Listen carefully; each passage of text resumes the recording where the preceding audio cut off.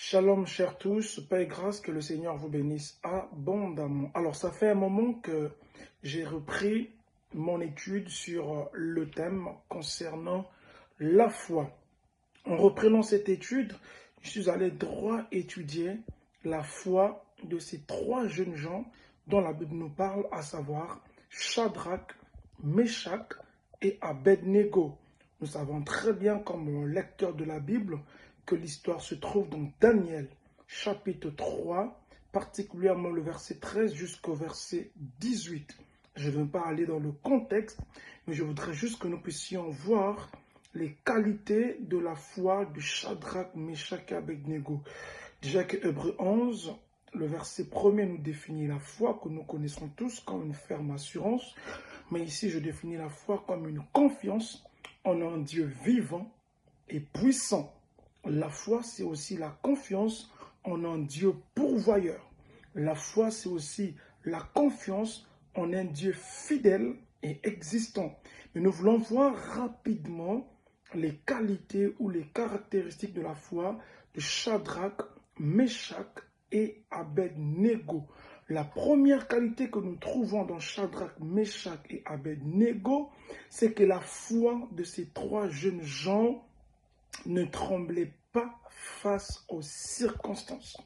Quand vous lisez le verset 15 et 16, le roi lance un ultimatum à ces trois jeunes gens en disant « Si vous n'adorez pas la statue d'or, vous serez jetés dans le feu. » La Bible déclare que Shadrach, Meshach et Abednego ont retorqué en disant « Nous n'avons pas à te répondre là-dessus. » Ça prouve à suffisance que c'est une foi qui ne tremblait pas face aux circonstances. Parce que si leur foi tremblait face aux circonstances, sûrement Shadrach, Meshach et Abed voulaient accepter d'aller se prosterner devant la statue d'or que le roi Nebuchadnezzar avait élevée. J'aimerais dire à quelqu'un, quelle est la circonstance que tu traverses? La foi de ces trois jeunes gens nous enseigne que nous n'avons pas à trembler face à ce que nous traversons. Ils ne sont pas les seuls.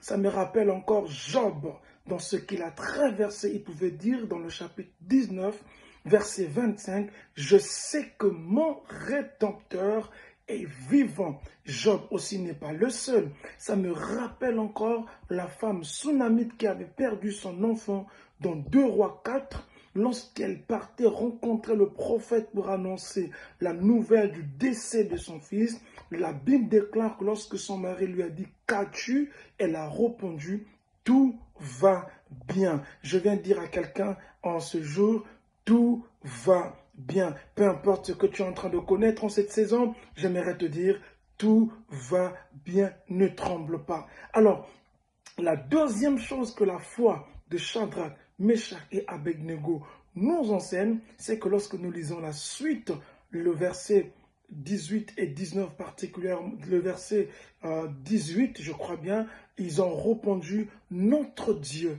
que nous servons peut nous délivrer ». Autrement dit, leur foi avait pour fondement la connaissance de Dieu. Oui, mon ami, lorsque on connaît Dieu, nous allons résister face au vent. Lorsque on connaît Dieu, on tiendra mordicus face à ce que nous allons rencontrer. Leur foi nous enseigne, les amis, c'est que notre foi doit avoir pour fondement la connaissance de Dieu. Voilà pourquoi Daniel dit « Et ceux du peuple qui connaîtront leur Dieu agiront avec fermeté. » Si tu es en train de vaciller, vérifie très bien, est-ce que tu connais réellement Dieu? Parce que celui qui connaît Dieu, peu importe les vents, les tempêtes, il est comme un arbre enraciné, il peut être secoué, il peut aller à gauche, à droite, mais l'arbre restera fixé.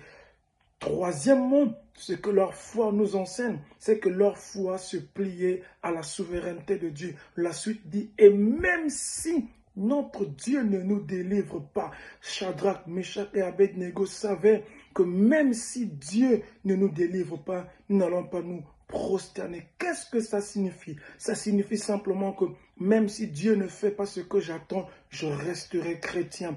Même si Dieu ne donne pas ce que je cherche maintenant, je ne veux pas trahir la race des enfants de Dieu, comme disait Asaph. Même si Dieu ne me visite pas aujourd'hui, la semaine que nous sommes, je continuerai à le craindre. Je ne veux pas céder à l'université, au boulot, face aux propositions, dans le quartier. Je n'irai pas dans l'occultisme.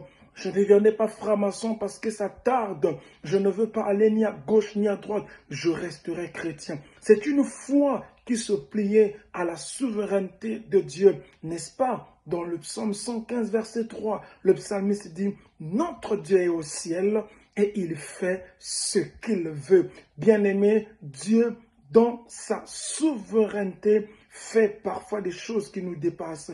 Et croyez-moi que la finalité de la souveraineté de Dieu a toujours pour but notre bien. Et si on ne comprend pas la souveraineté de Dieu, on peut douter sur sa bonté et sur son amour. Mais je viens rassurer quelqu'un, Dieu au contrôle. Quand vous lisez la suite, vous allez voir que même quand ils étaient jetés, le quatrième homme est apparu dans la fournaise. Crois-moi, ce par quoi tu passes, c'est pour que tu puisses avoir une autre révélation du Dieu que tu connais, que tu sers. Paix et grâce, shalom.